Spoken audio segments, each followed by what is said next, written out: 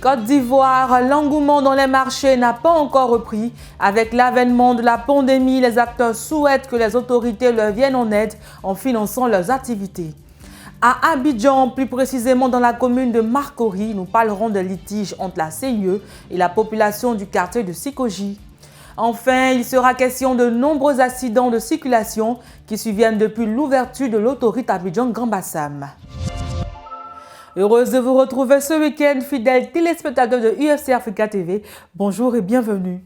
Le 15 juillet 2020, le Conseil de sécurité a allégé les mesures barrières en déconfinant le Grand Abidjan. Une nouvelle bien accueillie par les opérateurs économiques dans les marchés. Le constat est tout autre. Le manque de clients intrigue les commerçantes. Denis Koumou nous fait le point. Après le déconfinement du Grand Abidjan, les activités économiques ont repris. Dans les marchés, la reprise est encore timide. Les commerçantes se plaignent de l'absence de la clientèle malgré la baisse des prix des denrées. En tout cas, c'est le même prix là, 100 francs, 200. Mais c'est pas, on ne paye pas. La clientèle aussi a diminué. La clientèle a diminué même. Parce que le sac de piment là, il vendait un sac en 2 jours. Maintenant, il peut vendre un sac dans une semaine.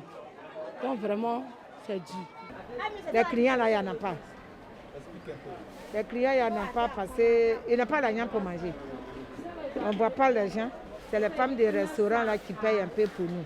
Et aussi, ils ont fermé les portes, donc personne ne vient comme avant. Donc on est là comme ça. C'est difficile pour nous les commerçants au marché. Pour les consommateurs, le coût élevé de la vie est la cause de leur absence sur les marchés. La pandémie de la COVID-19 a eu un impact considérable sur eux, car elle a plombé le pouvoir d'achat des ménages. Si ils ne nous voient pas là, c'est parce qu'il n'y a pas l'argent. Non, c'est pas parce qu'on ne veut pas acheter les trucs. Si tu vas acheter quelque chose, tu n'as pas, tu vas faire comment? Tout le monde se plaint. Ça, c'est pas facile. Il ne faut pas penser que tout est rose quand on essaie de briller, mais tout le monde se plaint. Mais bon, vraiment, la pandémie a vraiment impacté sur les consommateurs, que ce soit ivoiriens, européens, asiatiques, partout. Selon les commerçantes, elles souhaitent qu'il y ait une baisse du coût du transport des marchandises. Elles sollicitent aussi l'appui de l'État. Je souhaite que vraiment le transport, les gens revoient le prix du transport. À cause de la pandémie, le transport a été vraiment augmenté. Si on pouvait diminuer les transports pour que les marchandises viennent. Ça peut dire à l'État qu'il n'a qu'à nous aider, nous les pauvres là, il n'a qu'à nous aider. Sinon c'est compliqué pour nous. Comment nous allons mettre nos enfants à l'école? Comment on va payer nous-mêmes notre ordonnance? Comment on va payer les maisons? Le propriétaire là, lui, c'est pas que ton commerce marche ou il ne marche pas. C'est sans l'argent de loyer là seulement il sait. Donc vraiment c'est difficile pour nous les enfants de Côte d'Ivoire. Il n'a qu'à nous aider. Certes, le déconfinement du Grand Abidjan a été salué par la population, mais l'impact économique qu'a eu la COVID-19 sur le pays se fait toujours ressentir. À Marcory, Sikoji, des familles sont privées d'électricité depuis plus de 10 jours. Après une descente nocturne aux environs de 3 h du matin des agents de la CIE, ces consommateurs déplorent l'attitude de ces agents, suivant le commentaire de Chris Ngokra. C'est très tard dans la nuit, aux environs de 3 h du matin, qu'une dizaine d'agents de la CIE ont débarqué dans le quartier pour démonter les compteurs. Ils étaient accompagnés des agents de la police au motif de fraude sur l'électricité. Et depuis plus de 2 semaines, 8 familles sont privées d'électricité aux grandes dames des membres. Nous sommes à 14 jours aujourd'hui que nous n'avons pas d'électricité. Des agents, soyons dit, des agents de la CIE sont venus, ils disent qu'on a fraudé. Et raison pour laquelle ils ont enlevé nos compteurs aux environs de 3 h du matin. Et on nous demande de payer une somme de 700 000 francs pour fraude. Nous, on dit non, qu'on n'a pas fraudé. On ne peut pas payer 700 000.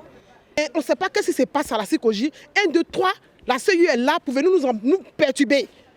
Jusqu'à aller à 3 h du matin, venir pour nous arracher le compteur, c'est trop. La CIE exagère. Nous payons nos factures. Nous payons nos factures régulièrement. On n'a pas de problème. Les factures viennent, malgré que c'est cher, mais on paye. Donc c'est pas comme ça on se comporte. Un agent, il se présente. Vous ne pouvez pas rentrer sans un papier qui montre que vous êtes un agent de CIE et vous avez le droit de rentrer dans notre maison pour contrôler. Vous venez à 1 heure qui n'est même pas raisonnable, 3 h du matin où les gens dorment. Quand même, on nous respecte un peu. Informé, le président de l'Union fédérale des consommateurs de Côte d'Ivoire a échangé avec la CIE à propos de cette situation. Le 1er août dernier, au thème de cette rencontre, Jean-Baptiste Kofi a déploré le comportement des agents de la CIE par rapport au texte en vigueur. Nous avons des griefs contre la forme de l'opération avant même d'aller dans le fond. La CIE nous a dit que ce qui concerne la forme, ils doivent respecter les prescriptions du code de l'électricité, ce qui n'était pas notre lecture à nous. Nous avons demandé alors que vraiment dans l'urgence, on puisse rétablir l'électricité aux familles qui sont sans électricité depuis plus de 10 jours. C'est intenable. Nous sommes à budget avec tout ce que cela cause comme insécurité et tout ça. Nous avons eu plus de 2 heures d'échange avec la compagnie voyante de l'électricité. Ils ne sont pas parvenus à un accord, chacun campant sur sa position. Tirant les leçons de cette situation, Jean-Baptiste Kofi appelle les consommateurs à la vigilance et à la prudence. Aux consommateurs, je voudrais dire ceci, que la faute de l'électricité est une réalité. Cela a poussé nos autorités à mettre, prendre une loi spéciale pour réprimer cela. Et la loi est dure, c'est une loi qui est dure.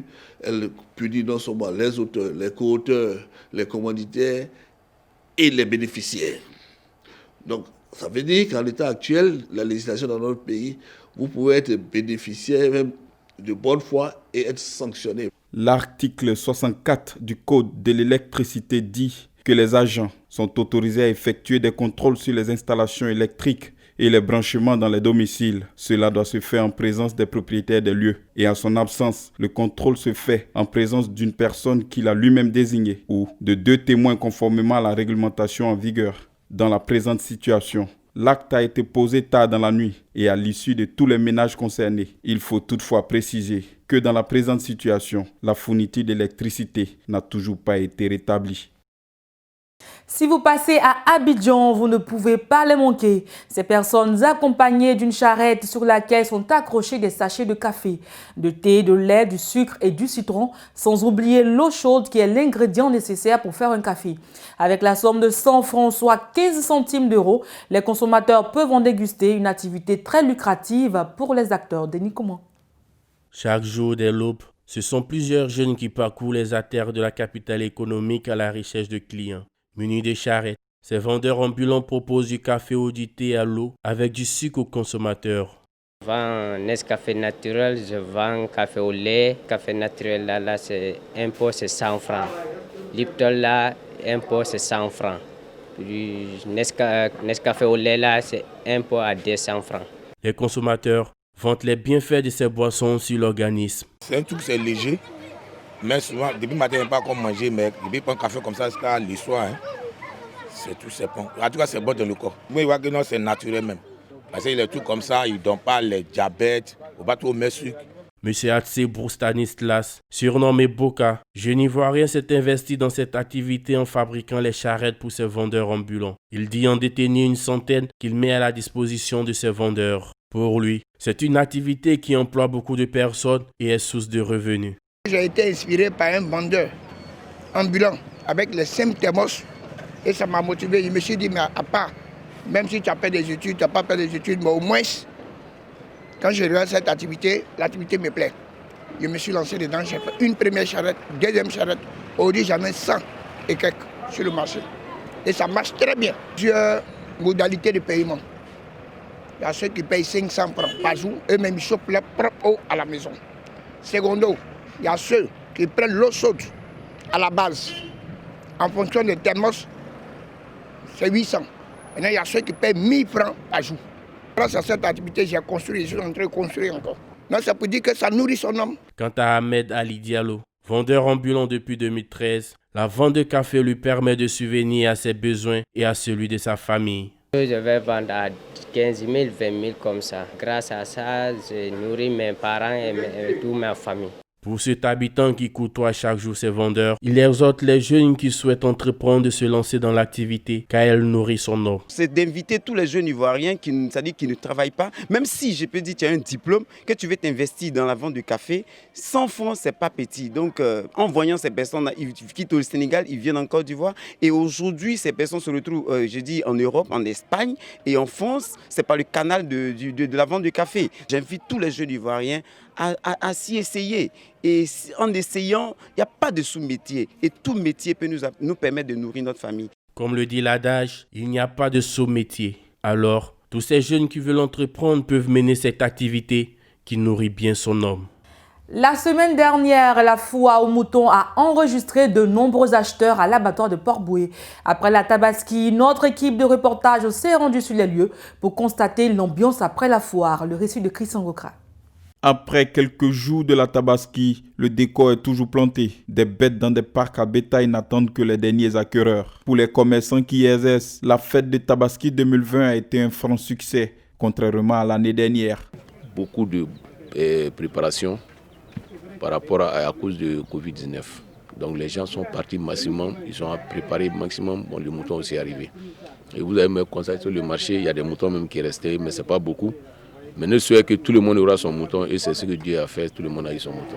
Au niveau du coût, le prix était bon. Cette année, le prix était très abordable. C'est de 60 000 à 300, 350 000. C'est ce qu'on a vendu dans le marché. Par rapport à l'année passée, c'était de 100 000 et à 300, 400 jusqu'à ce que tu penses. On peut dire par rapport à l'année passée, vraiment ça a été. Côté sécurité, c'est mieux que l'année passée. Il y a pas assez de vols cette année quand même. Ils ont bien sécurité le coin, ça nous a plu beaucoup. Si ça peut continuer comme ça chaque année, ça va aller. Augustin Yao, coordonnateur de la section de l'Union fédérale des consommateurs de Port-Boué, ne partage pas cet avis. Il faut dire que malgré la bonne foi des filières en charge des bétails, voilà, les coûts étaient très élevés. Vous savez qu'il y avait pas... Il y avait une situation de Covid-19, donc des gens avaient peur même de venir et tout cela. Les gens s'associaient pour payer un mouton.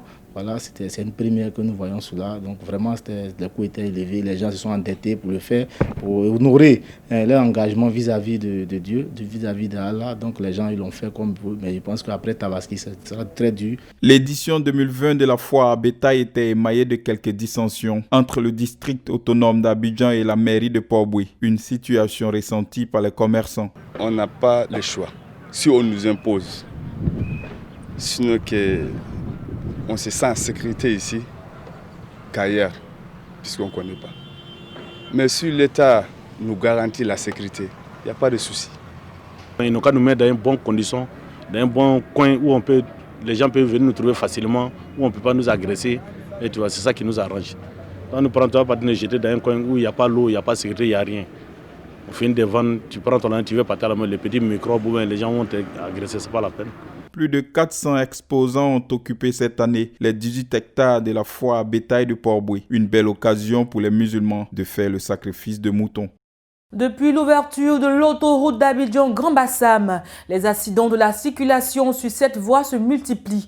L'autoroute de 2 à 3 voies, longue de plus de 42 km, dispose de 4 ponts piétons qui malheureusement sont moins exploités. Les habitants préfèrent traverser l'autoroute, ce qui engendre de nombreux accidents. Dénouement. Sur l'autoroute Abidjan-Bassam, les piétons risquent quotidiennement leur vie en traversant la voie au lieu d'emprunter les différentes passerelles qui leur sont destinées. À propos, écoutons les résidents des quartiers riverains. C'est pas tout le monde qui supporte. Il y a des gens, quand ils montent sur le pont, ils ont le vertige. Ils ont vraiment la tête qui tourne. Moi, par exemple, comme ça, au départ, je n'arrivais pas à monter sur le pont. C'est maintenant que je me suis habituée au pont. Imagine pour quelqu'un peut-être qui doit descendre là-bas. Parce que il y a un autre quartier là-bas qui va descendre là-bas. Il ne va pas monter sur le pont encore. Et puis il va venir marcher d'ici jusqu'à aller là-bas. Je trouve que c'est une grande distance. Et puis je trouve que le pont là vraiment c'est trop éloigné. Ça fatigue. C'est à cause de ça les gens n'aiment pas monter sur le pont. Les gens sont habitués à traverser. Pour les transporteurs de Port-Boué, cette situation cause de nombreux désagréments car elle provoque des embouteillages. En tout cas, selon moi, c'est très mal vu parce que le pont c'est pour faciliter le passage.